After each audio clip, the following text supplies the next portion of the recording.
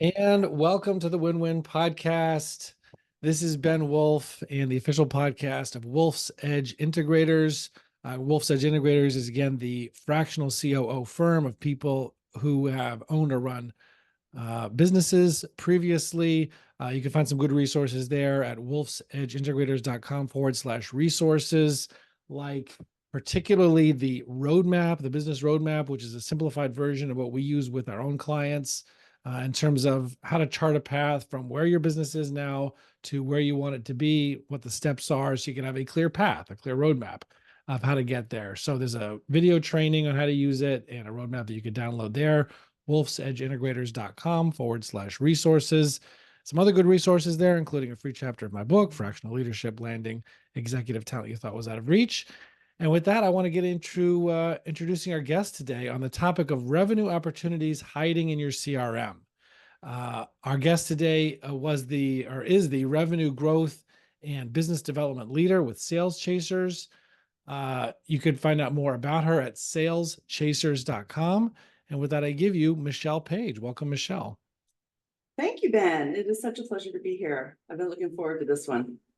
Awesome. Me too. Me too. Very, very interesting topic here. And I like these ones where that force us to look at, especially sales, in a way that is different from how we usually do it. It's usually just about lead gen and new sales. Like that's just like, Yes. it's like blinders.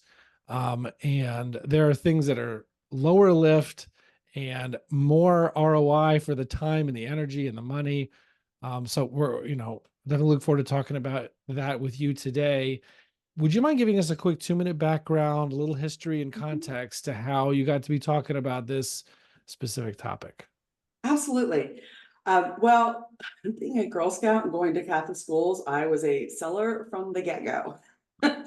So when I went down the professional path, I just kind of led into that. I went from an individual contributor where I just naturally, with my personality, I would share tips and tricks with my peers. Then my leadership asked, okay, well, how should we tackle this? What are your thoughts on this? So I kind of became a coach before I knew I was a coach. Once I got into leadership, of course, I had my coach to team. I had my peers I'm sorry, I had my team to Team to coach. coach.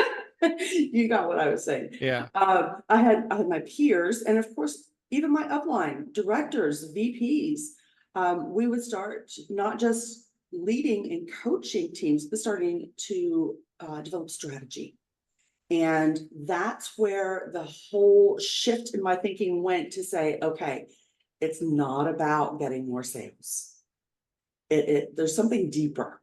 Let's go to the root and see, the old phrase, how to work smarter, not harder.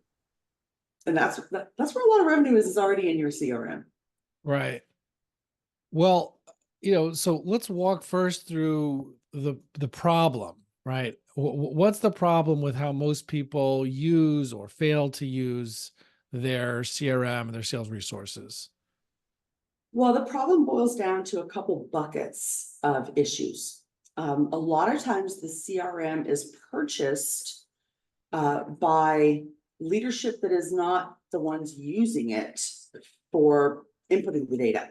So they don't necessarily know what needs to be tracked from a data field perspective in order to give the outputs that they're looking for. So the CRM has to be selected properly, an appropriate fit for their organization. It has to be designed properly. And then we have the two big ones, the training and implementation. If it's not properly rolled out, it's not going to be effectively used. And of course, one of my favorite phrases from a prior leader and current friend, Stacy Andrick, you have to inspect what you expect. Don't just roll it out and expect it to work. So there's so many ways that you can set yourself up for success. Well, when I know you have a systematic way, and I know we're going to get in over the coming minutes into how to mine your CRM or find hidden revenue opportunities in the CRM. But before we get to that, why don't you start with a story? Like, just like tell us an example of Yeah, somebody who went beyond those mistakes and that bad setup, maybe, yeah. and and I don't know, it was the wrong fields or wrong design or wrong utilization or wrong training or wrong Mhm. inspection of expectation.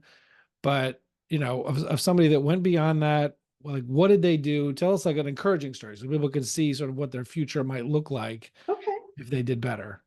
absolutely. So this is somewhat of a typical story of one of the clients I work with. I do a lot of partnering with tech firms. And if you think about a tech firm that's in that startup scale up mode, you usually have a brilliant founder. They know the product, they know the solution they're solving, they know technology, they know software. They don't really know sales, but it's typically a founder led sales organization. They haven't Mhm. filled out that leadership role yet. Well, this particular company, they had not really had a formal sales organization. They had kind of plugged and played a few people, but they never really had any structure. So the CRM that they used, first of all, they had a CRM that was overwhelming for their needs. It did not include anything prior to once someone was in the actual selling cycle. So all of the lead capture, all of the prospecting, all that information was nowhere. Right. There was no And people's home for personal it. email, people's personal notebooks, whatever. Like, Exactly. So when somebody did enter something, because I'm now working with Joe at SMB company, they would enter Joe's name, maybe his title, his best contact number, not necessarily the company's, and his email. So we now have no insight into the company or who he works with or who he reports to, who's in the decision-making process. And if Joe leaves that company, what happens to the relationship with that company? Poof, right, it's gone. right, You're losing a lot of opportunity there just by not capturing information at that first touch with that prospect. So that's the situation that I walked into. We had a lot of data in the CRM, but it was very incomplete. The CRM housed prospects, both active and inactive, clients, both active and inactive, network contacts, vendors, every communication you can think about, every contact point. None of them were labeled who they were or what they were. So hmm, instead of going into the CRM when you have a new salesperson to see, okay, well, who can I contact? They're like, let me go pull some more leads. And they really didn't have an ICP identified. So whenever they pulled a lead list, ICP meaning, oh, I'm so sorry. Ideal client profile. okay, That's when you narrow down and say, okay, this is the image of who I want to contact. So I don't want the world. I want this narrow profile. And narrow is a relative term. But they would pull a lead list and put the entire thing in the CRM. So you have a lot of garbage in there. right, And the good stuff, it's incomplete.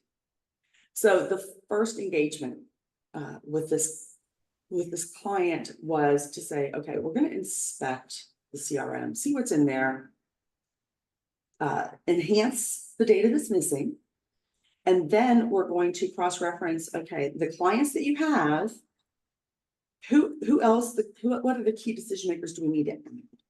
Because if your contact Joe leaves, you need to have a whole nother crew in there who knows you, who likes you, who sees the value in your product. right, You also need to know when Joe leaves, where did he go? Chances are he went to a company that either is similar to yours in the product or service or has similar needs. If Joe likes you in your company, he might like you in his new company. right. There's a new potential client there. There you go. When Joe left, somebody filled his position. Who was it? Find out, enhance your data, and get it in there. There are similar examples for inactive clients. Well, hopefully with a very effective CRM, you're going to know why they left because the data's in there. That'll give you an idea of when you need to follow up. If you lost the customer because this one contact did not see the value, but that contact is gone now, you now have a strategy for getting back in. Right. For prospects, if you have an effective CRM and you know why you lost the prospect, and now you've had a new iteration of your product and you can solve that objection, or the competitor that they chose is having some challenges. Mm-hmm. Now you have a talking point.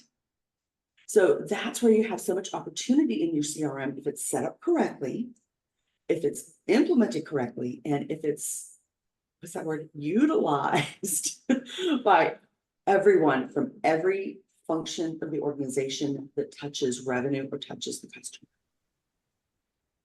Yeah, that sounds quite overwhelming, right? If I have a business and my CRM is maybe a mess, it's incomplete, or this organization's missing multiple, lack of multiple contacts in organizations, lack of clear identification of decision makers and whatnot. Well, like, what's the process that you teach clients or take clients through to go through that? I mean, is that sort of like an all hands on deck, like no sales for 2 months while we go and Oh, clean things up? Like, what's the approach that you take for getting better data to go starting through that project? well, there are a lot of options there, and most of them depend on the state that the client is in. In this particular case, they were getting ready to optimize their CRM. They were going to do a major overhaul. So that was perfect timing to say, okay, we're going to actually get the data in line while we're getting the structure in line. So we Mm-hmm. did the two in parallel. Mm-hmm. They were still in that point where they were trying to figure out their sales organization. So concurrent with that project, I was also building and launching their business development team. Mm-hmm. So it was great to have the two projects in parallel because we could set it up knowing, okay, as I'm training the new sales reps, what do they need to know? What do they need to capture? So it was great to do that. If you already have a team, there's no need to pause operations. There are dozens of tools out there that you can enhance your data. You can do it on an overnight or downtime process. You can do it on a weekend. That's You something can, that's something you're saying can be automated or done through technology. if it's appropriate for your company, yes. And when I Mhm. say appropriate for your company, there's factors involved. A key one is budget. A lot of companies are bootstrapping it. They need to figure out the best way to get to their goal quickly, but with minimal expenditure. So that's another way I partner with them and I say, okay, what is your goal? What's your desired state? What is your current state? And that's not just, numbers on a whiteboard. That includes things like your capabilities, your limitations, and one of those limitations may be budget. Right. So we try and figure out what is the best way to bridge that gap to success. And if that means accelerating one thing and doing another a little bit more manually, we kind of have to shift the balance there. Right. Talk more about some of these ways to mine the CRM or to find hidden revenue opportunities. I mean, you briefly introduced a few of those Uh-huh. concepts. If you could talk more. What are some of those other ways, or maybe more depth on how we can find those hidden revenue opportunities? Absolutely. Let me share another story with you.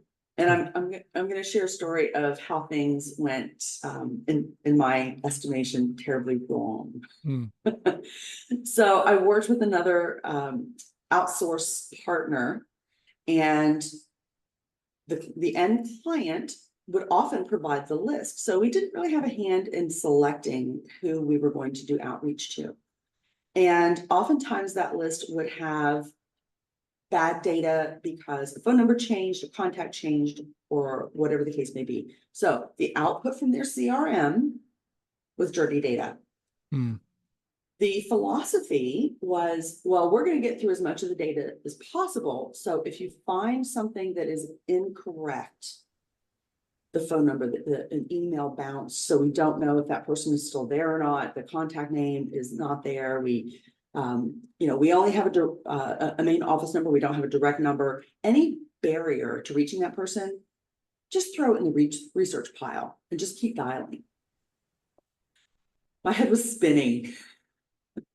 You mean at the size of this research pile? Yes, because it was never researched. Right. So let's say you have a list of 140, which was an accurate percentage. 40 end up in the research pile. So you keep chasing 60. You may only be live contacting 10 of those. So there's 50 in there that you have a means of contact that you haven't engaged with yet. You're severely limiting yourself. You have 40 suspects over here that if you just do a little bit of research, you can probably pull a lot of viability out of them. Mm-hmm. So if that's not part of your process to actively clean as you go, you need to make it a project. Because there's money in that stack. If it's built up. But the better thing to do is, though, as a best practice, what you recommend is having all the salespeople or whoever's doing these contacts, whenever they find something, immediately correct it. Like take the extra 3 to 5 minutes rather than go on to the next call and correct the data right then. Is that what you're saying? Absolutely. It needs to be part of the culture. And in sales, everybody says, oh, well, the customer says, with them, what's in it for me? It's all about with them. Okay, we need to make this what's in it for the sales rep. They're viewing it as, well, my boss says I got to input this because he wants to report or she needs to see this data. Right. Coming from a salesperson at heart, salespeople hate to document. Right. That's I mean, that's been the case every organization I've been part of. It's like pulling to, to use the CRM, to use it properly. It's so important for transparency, for like sick days, for taking over, for when somebody leaves, for data, for reporting, for accountability. But it's like pulling teeth.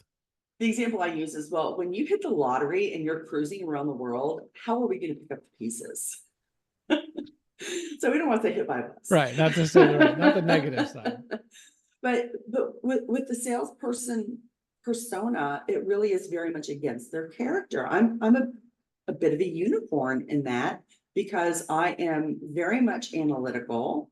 I love the numbers. I love the data, but I'm also that artist. I want to do the creative. I want to do the messaging. I want to do the branding and say, okay, well, this is not resonating with your customer. Let's do it this way. Let's present it that way. Let's do something creative. So I'm kind of that mix that is not typical of a sales rep. But getting how do you do it? The buy-in or the to see the self-interest? Well, the truth of the matter is the person who can benefit most from using the CRM is the sales rep. If you've got a sales rep out there, and I use the term sales rep because we can be talking about BDRs, SDRs, AEs, corporate executives, it doesn't matter what your level is. If you're not doing a one-call close, you are going to have a follow-up conversation. Do you remember what you talked to with someone who has an 18-month sales cycle? When they gave you a nugget of information in month 3 of that sales cycle, are you going to be able to find that on your legal pad when you're in your car driving down the road? Right. No, you're not. So put it in the CRM.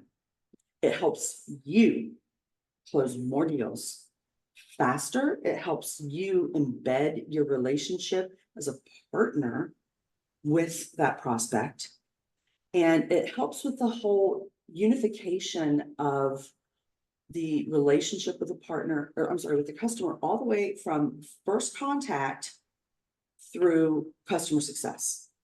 It's critical. Yeah. But let me share with you something, Ben. I've read this report some time ago, but it kind of popped back up in my research the other day. In 2020, Validity put out their annual state of the CRM, and Put this out. Validity, Okay. Validity, and it's the annual state of the CRM data. And this is for the year 2020. And I may have the percentages off just a little bit, but there's three things I want to share with you. Something like 85% of the executives who responded say they absolutely rely on the data in their CRM to make business decisions. 46%, somewhere in that range, said the data is not good. And 10% of them said the data is so poor they cannot possibly make any decisions from it. But yet they rely on it. Over 85% rely on it. That's all they have. So how do executives plan forecasts? How do they plan capital expenditures from revenue that's going to come in next year? How do they plan their growth rate for the following year? How does product and technology make product revision plans? How does marketing make decisions because they don't know what's effective? The CRM, it's the heart of the organization. If it didn't go in the CRM, it didn't happen. Right. As a last question, wrap up again. How can, what are the main things people should think about doing if they want to mine their CRM for hidden revenue opportunities? That's lower effort than running after new sales. What are some of the main principles they should think about doing to mine and find that hidden revenue? Well, every CRM has reporting capabilities. They have dashboards, they have reports, they have analytics. So understand what your KPIs are and look for gaps. Whenever you see a gap, let's say your closing rate is down. Let's say your customer renewal rate is down. Let's say you're not getting any referrals. That's where you find an opportunity. Drill down into that, see where you have areas for improvement. So that's kind of a global approach. Now, as far as on an account by account basis, you need to be going into the CRM with those reports and make sure that the entire rep's territory is being penetrated. If they have 180 accounts and they're touching 20 of them, you need to dig into those other 160. If she's not going to call them, let someone else call them. You need to fully utilize the follow-up dates, because if you see a rep has 28 past due tasks, those tasks are in there for a reason, whether it's a follow-up or whatnot. If you're effectively using your follow-ups for nurtures, that is so key. If you have a disposition that says nurture, then you know this person has an interest or a need. It's just not today. So make sure you put a follow-up date in there and regularly run that report for who needs to be followed up when. Use keywords in your CRM that says, this person was very price conscious, or this person really needs this functionality. So have a field for that, for keywords. And then when you come out with a light version, call them. You loved our product, it was just a bit out of your budget. Well, we now have this light version. Let's set up a call. Or you said you were looking for something that was going to actually be able to handle that P2P integration with your software platform. We can now work with your existing platform. We just made that integration. Let's set up that call. Right. That's great. It's good stuff. Again, to get Michelle's help or learn more about what she does and finding hidden revenue opportunities, saleschasers.com. Check it out. Check out Michelle. Thank you so much for making this time, for sharing this wisdom today, for reaffirming this, just like, like the what a waste it is, Yeah, to only focus on the new stuff. So it's just super appreciate that. absolutely. It's been a pleasure and look forward to our next conversation, Ben. Awesome. Looking forward to it. And Thank again, you. saleschasers.com, and everybody else, we'll see you on the other side. Thank you.